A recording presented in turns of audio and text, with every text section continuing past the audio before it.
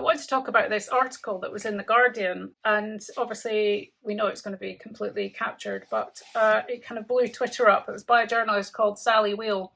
Trans pupils put schools' policies to test amid heated debate in England. Head teachers want help on dealing with gender dysphoria, but fear government guidance will be too rigid. I'll come back to talking about gender dysphoria, but basically what this article was an absolute class act in pointing out all of the different safeguarding red flags that are going on in schooling at the moment. And it was actually a brilliant representation of the fact that some teachers are so emboldened by their positions that they're willing to bypass parental responsibility and make decisions that they're absolutely not qualified to do. And essentially that schools are in effect, some schools are gender ideology indoctrinating breeding grounds. And I just wanted to talk to you about some of the different issues that came up, because it's an incredible study. And it spoke to me so much because it was just like everything, that I get emailed about every single day that parents are fighting. So we've got this teacher called Beth who has basically got around 25 to 30 pupils questioning their gender in their school. And unsurprisingly, this teacher called Beth has also got a transgender daughter who came out, like in the term closely associated with sexuality, coming out at aged 11, who went on puberty blockers, etc. Now, she talks about the fact that she helps run the LGBTQ plus club. Now, I've already talked in other videos about how these are absolutely toxic breeding grounds for gender ideologues to peddle their wares, and I'll draw your attention to some really good report on that. So I'm not going to completely reinvent the wheel here, but basically the points that really jumped out at me is that what she's encouraging is that a lot of these kids are not talking to their parents about this apparent really serious level of confusion and potential distress that they're feeling as a result of all the different things, gender ideology that they're being taught probably in school around gender identity. And confused. And so they come to the club at lunchtime for support. And essentially the school will facilitate new pronouns and this identity change, but very specifically will not tell parents about it. And she goes on to say that we've got this internal system of communication, says Beth. An email will go out to staff, and that almost all of the staff in the school will sign up to this, but essentially that they will not tell parents. So they will have this secret transing going on in school, and the people with parental responsibility will be kept out of the mark. And essentially it's a masterclass, this whole article, and the story is about a masterclass in treating parents as hostile. So Beth goes on to talk about the notion of the trans child, and of course there is no trans child. There are only children who are becoming confused about notions of stereotypes around gender. And they go on to say pupils will be invited to come into school and advised on the professional and medical help available for children with gender dysphoria. So obviously there's a diagnosis already given right there, and I think that's one of the underlying problems that runs throughout a lot of these teachers' minds. And one of the things that the Cash Review has tried to put forward by removing the terminology of the trans child and reassert the premise of a child with distress, because actually what we knew and have found about from multiple sources is that actually these children are coming at this with incredibly complex comorbid issues, including amongst other things autism, which is something I want to come on to. I mean, she talks about with some angst, almost, which says, another parent accused the school of brainwashing their child. And in fact, further on in the article, a parent talks about the fact that they were reported to social services 3 times because they didn't believe in gender ideology. And this is sadly not, I've talked about this before. Many parents up and down the country are being reported to social services for standing up to these schools and saying, I do not believe in this. You need to back off and leave my child alone. Here she goes, at our school, a pupil questioning their gender will be assigned a trained mentor who will write an LGBTQ plus profile that goes to all of their teachers, detailing the chosen name and pronouns, how they would like transphobic incidents to be dealt with, and which toilets and changing rooms that they will use. And school changing facilities is another issue likely to be addressed in the government guidance. And we will give students a choice. So basically, Beth is probably running the whole school of full-scale indoctrination. And I dare say that no one else is allowed to have a look in because, I'd absolutely love to know which school it is so I could have a look at her policies and what's going on. Because I dare say that no other parent is allowed to have a choice. And woe betide anyone who did stand up to people like Beth. We do have some trans boys going to the boys' toilets, but nobody bats an eyelid. Well, I dare say if you're describing any challenge as a transphobic incident, then they're not going to really have any opportunity to. And our residential trips, we've just done a trip where one of the trans boys, so a girl, shared a dormitory with the other boys. And absolutely nothing happened. Everyone was absolutely fine with it. They're probably scared for their life about even mentioning it to.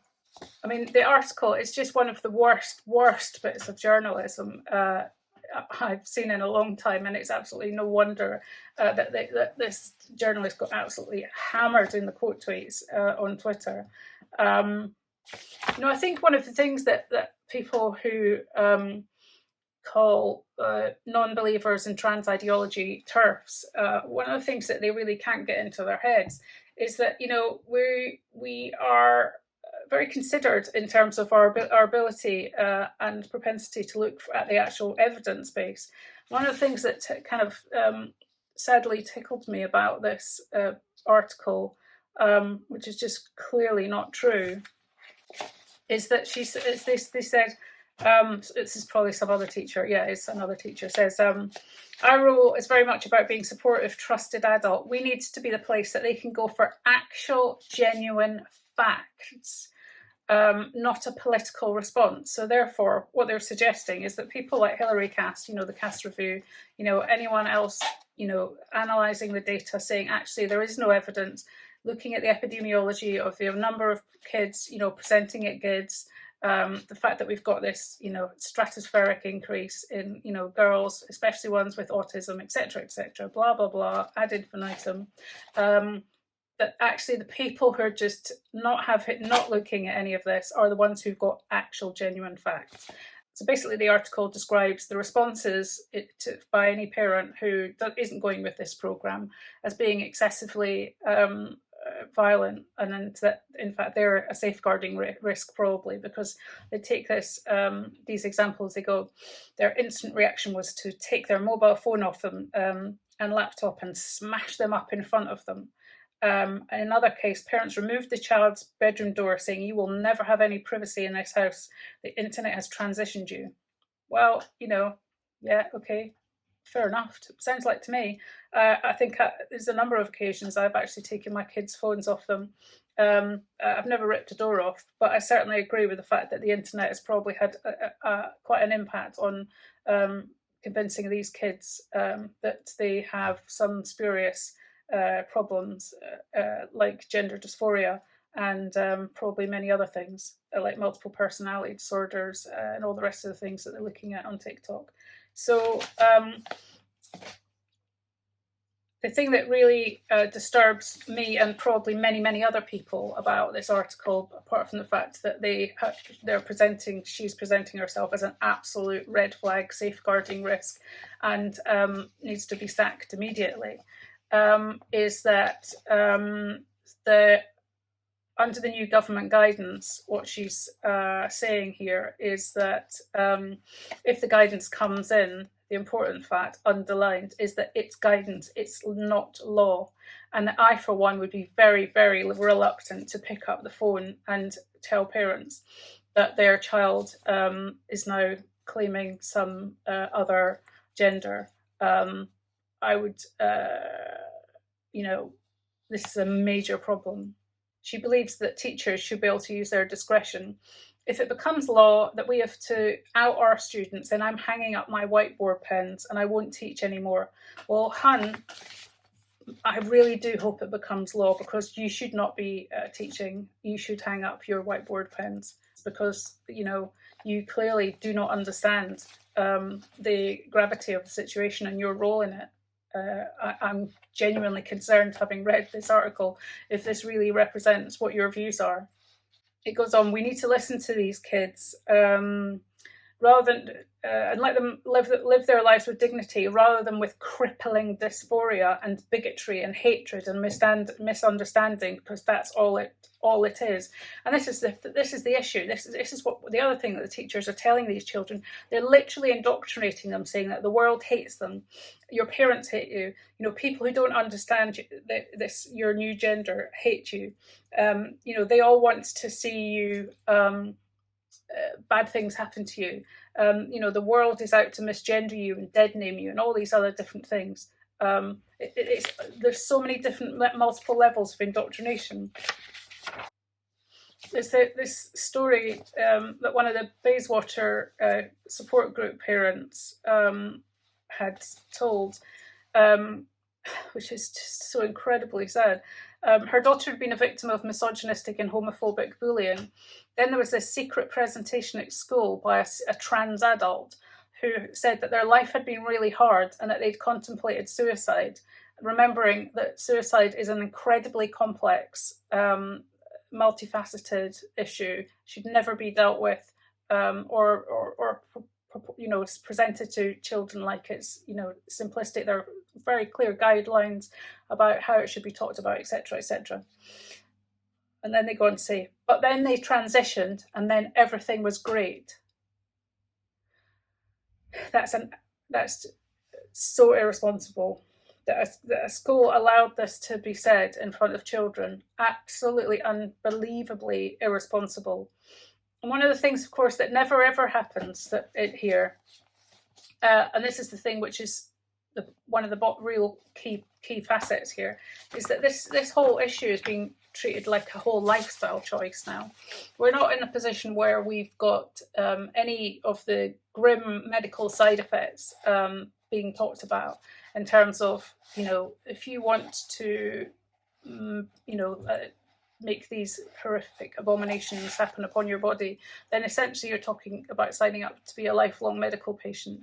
And many horrific things are going to happen to your body, possibly shorten your life. They even talk about the fact they have assemblies when a child comes out in a different sort of gender with a new name, and they're applauded. So essentially, why would you want to be the boring one who is, not special anymore? And one of the things that I want to talk about in real depth, of course, is about autism and how all of these messages affect young people with autism, who are at this stage looking like they make up for at least half of the population of these youngsters, who are actually ending up in gender clinics. Interestingly, the journalist makes perhaps a fleeting mention, just almost like a feather-like approach to maybe thinking. She doesn't mention Hilary Cass, but there is a link to something that says, not everyone agrees. The draft guidelines published last year by the NHS England suggests it may not be a neutral act to help children and young people transition socially when they explore their gender identity. And of course what she means is the work by Dr. Hilary Cass, which actually is a significant undertaking by the NHS, and worthy of much more of a discussion in this paper, I would suggest. So there you go. That's Beth and The Guardian. It's not really a surprise, but one of the things that I find really, and I say a lot to people when I meet them, and I'm trying to explain what's going on. One of the first questions I ask them is, "Oh, what newspaper do you read?" And I can tell pretty much immediately what their understanding is going to be based on that. So, there you go, Guardian,